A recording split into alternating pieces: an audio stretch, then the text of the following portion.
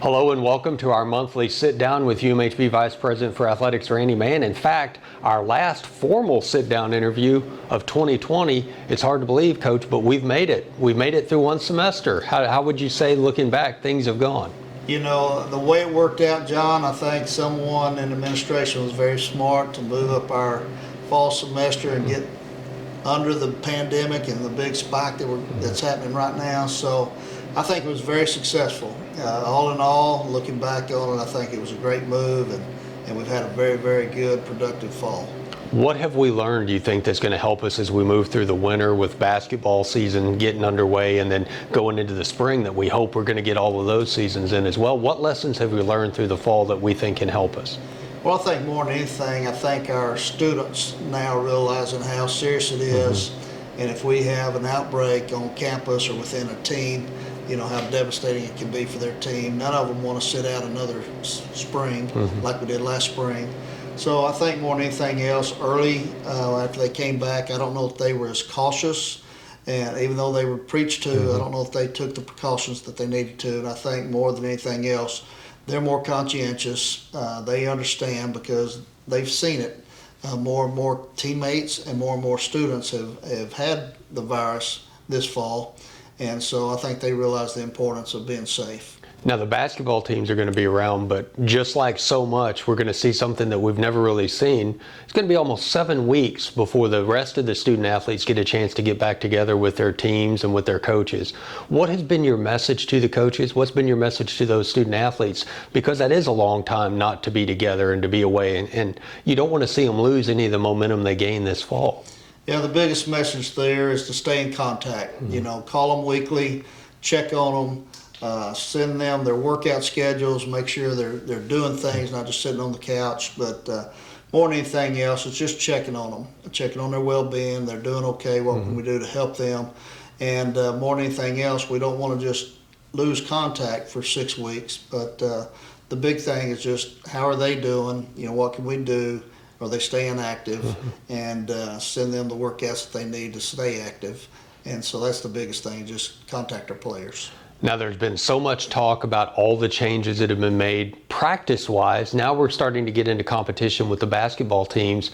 How are home events going to look different? Because when you walk in the Mabern Campus Center, it's going to look different for a home basketball game. It's going to look very different. First of all, your benches are going to be spread out. You know, everybody will be 6 foot apart.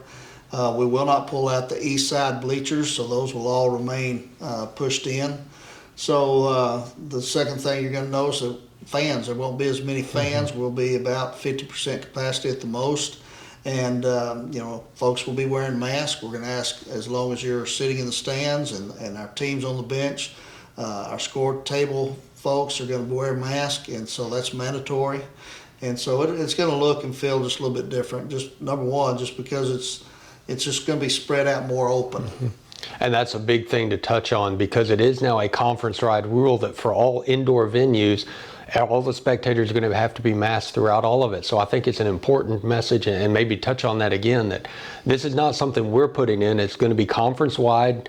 You're going to see it here. You're going to see it in Jackson, Mississippi. You're going to see it in Richardson, Texas. You're going to see it in Alpine. This is something because the conference as a whole is very concerned about the safety, not only of the student athletes and the coaches, but the fans who come to our games as well.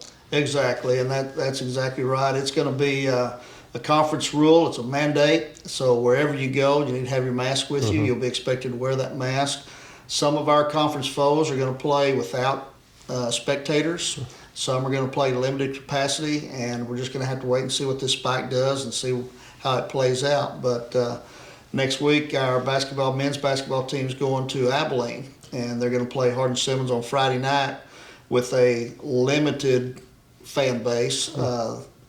The student athletes that have parents on a pass list will be admitted, but when you go the next day on Saturday to McMurray, they're going to play without fans. So it's going to be different. You need to be looking at websites and be looking at what the expectations are for where you're traveling to find out if they're going to allow fans or not. But everybody will be masked, and that will be the same throughout the conference. Now, what are some of the other things that are being done from a testing standpoint and from a safety standpoint there for the teams as they get ready to start playing some of these other schools? Yeah, so we have all, within the conference, we're all testing weekly, 72 hours before you depart for your venue.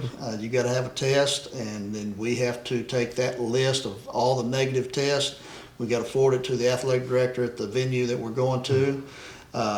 Once you get there, then our trainers will have to take our team, if we're traveling, and do a health screen before they get off the bus and enter the gym, and check temperatures and make sure they don't have any symptoms and all those things. So there are a lot of precautions that were taking place. When officials get there, we're doing the same thing. We're health screening. We're going to be checking temperatures and all those things. Officials will be wearing masks and gloves, and it's just going to be different. All the people at the score table will be masked. They'll be spread out on the table. So it's going to look and feel a little different. But the big news and the great news is that we're going to play. And obviously there are differences in resources, there are differences in the way they have access to certain things. How much are you watching what's happening with the Division I's, the Division II's, in terms of what they're dealing with and what they're trying to do in terms of helping shape how we handle things here at Mary Hardin Baylor? We watch it. We watch it closely, especially around our area, Texas, Baylor, A&M. And so we keep our ears open, and we're listening, and we're talking to different folks and trying to learn from the experiences that they're having. But it's all around us, and every day when you turn on the sports, you hear of another team that's been canceled, because they've had a positive case and they got to be shut down for a couple of weeks. So we're going to do our best to try to get ahead of it and not have those situations happen to us. But it's tough, it's difficult, and so we just look at what others are doing and we try to learn from them and try to model what they're doing, and if they've made mistakes, we try to learn from those. We'll shift gears just a little bit. The news came out last week about a change for you. You're going to be continuing in your Vice President for Athletics role through the spring semester, and then you're going to transition back into a role that I know you loved and you had for a long time, Athletic Events Manager. And now you're not leaving the department, but it will be a chance for you to have a little more flexibility in your schedule, spend a little more time with your children, and now a new grandchild, now you have 2 grandchildren. And so just talk about that, and I'll congratulate you, because I know this is something you're excited about, and it's not a step back, it's a chance for you to do some things that you love and have a little more time for that important family time. That's exactly right. It's not really a step back, it's a chance to move forward, and I've been thinking about what it all means is that I'm getting older. That's what it all means. And I've just been looking at my time to retire and when that was going to happen. And the Athletic Events Manager position opened up, and as I'm trying to finish my career and transition into a retirement, and it was just a perfect opportunity for me to jump on that. And it's going to provide me more flexibility when we don't have events and whatnot. If I need to get out of state to Colorado and see my 2 grandkids, then hopefully I can take some time and get there. But more than anything else, I stay connected. I stay connected to a department I love, with a staff that I really care about. And we're set, we're positioned to have some great things happen over the next 2 or 3 years, and I don't have to be away from that. So I can still participate in that and be a part. But I can be more flexible to follow my boys and their careers and what they're doing, and spend some time doing some things that I haven't been able to do. And the other thing is, I think you're really at peace because of where you've put this department through your time as Vice President for Athletics. And you feel like, as you mentioned, we are pretty well positioned. You've got a great coaching staff in place, great support staff, and I think you feel very good about where the department is. That's what I feel most comfortable with. We've worked hard to try to get the right people in here and the right people in place, and I feel very good about it. I feel like it was just a right time. I'm excited about Dr. Kerr taking over. He's a class guy in himself. He's very familiar with our coaches, and they're familiar with him. And so, like I say, more than anything, I feel very comfortable about where we are, and the opportunity that I can just go to the games and relax, just enjoy the games, and do something that I have always enjoyed, and so I'm just looking forward to that time. Now you say that, are you going to be able to relax, or you're still going to be focused on all the little details that you have to, because you're not going to be on vacation on game day, you're just going to be in a different role. That's exactly right, and there will be a lot of things going on, and I'm certainly not going to be a slacker. I'm going to put my hours in, I'm going to work hard, and, that's one of the things when I came here in 1999, we wanted to have a first-class event management operations so that when people came here, we treated them different than they get treated anywhere else. And so we take that very, very seriously, and we're going to continue with that, and it'll be busy. Certainly in the spring, I'm going to wear two hats. I'm going to still be the Vice President for Athletics and also the Athletic Events Manager. So my spring is going to go fast because it's going to be busy. Oh, absolutely. And so I'm excited about all of that, but just a chance to slow down and be able to do some things that I haven't been able to do more often excites me.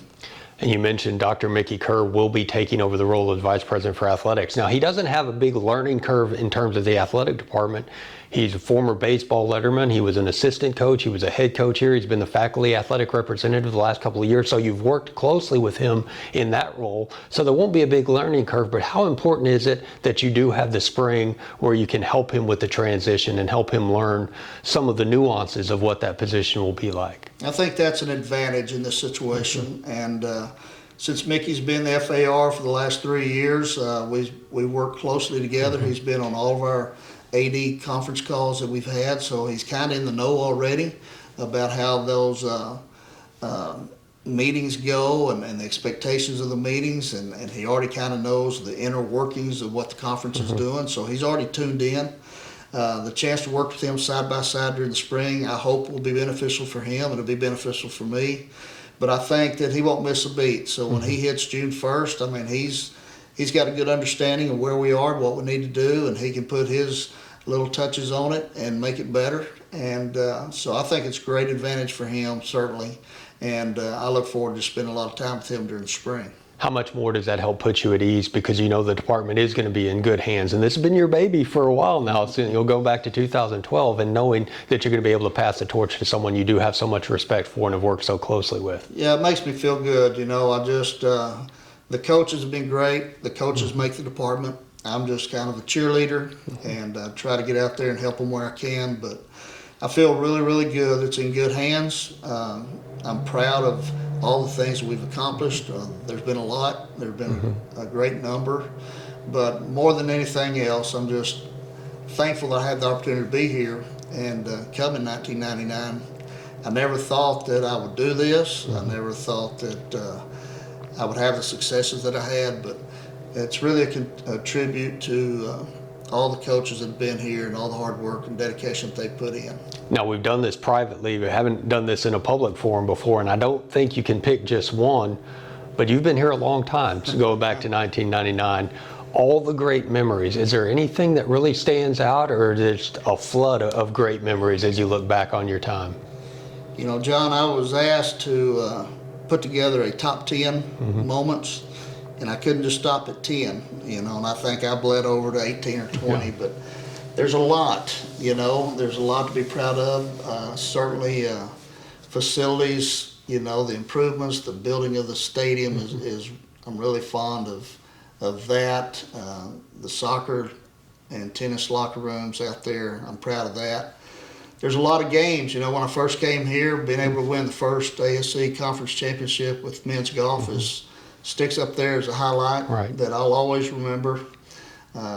Playing Mount Union in the snow and getting our first trip to the Stag Bowl, that was a sweet, special time. And there's just been so many that I don't know if there's one bigger than the other, but probably the most memorable is just relationships that I built over the last 22 years. Now, when you stepped foot on campus in 1999, we shared an office in a portable building back behind Townsend Library. Obviously, that building is gone. There have been some significant changes. When you stepped foot on campus for that first time after you'd been hired, did you expect the campus, the department, to look the way it does now? No, I couldn't imagine it. When I talked to Dr. O'Rear and I talked to others, they had a vision, they had these dreams, and I just couldn't see it happening. I just couldn't see the vision. But the people that I dealt with were just great, and the love they had for this campus and all of that. I never doubted Dr. O'Rear because I've known him a long time. but I just couldn't see it. And just piece by piece, I guess it kind of started with this Mayborn Campus Center. And then little by little, we started beautifying the campus and adding buildings. And man, I never would have thought it would look like this 22 years later for sure. But it's remarkable. It's incredible. I'm thankful that I had a chance to be here to see it and witness it. But no, I never would have imagined that when I came in 1999. Well, congratulations again. Thanks for your time today, and thanks for all you've done for the department. And you better go get some rest. I hope you have a great holiday because it was going to be a busy enough spring already, and now you add wearing 2 hats during the spring. Have you thought about that and how much rest you need to kind of bank before we get it back in January? I don't know if you can ever get enough rest, to be honest, once you get into it. But I look forward to it, actually. You know, I'm excited that almost every night there's a different event that people can come and watch. And so I'm really excited about it. Yeah, we'll be tired, but it's going to be a good tired. And I'm just looking forward to playing again and seeing the excitement on these kids when they take the floor or take the court or get out on the fields. But I'm really excited about it. And, you know, we'll deal with that during the summer. Right. But anyway, I'm looking forward to the spring, and we'll see where it goes. Well, thanks again for your time. And this has been our monthly visit with UMHB Vice President for Athletics, Randy Mann. Be sure to keep checking crew athletics.com because we'll have all the updates on UMHB athletics for you right here.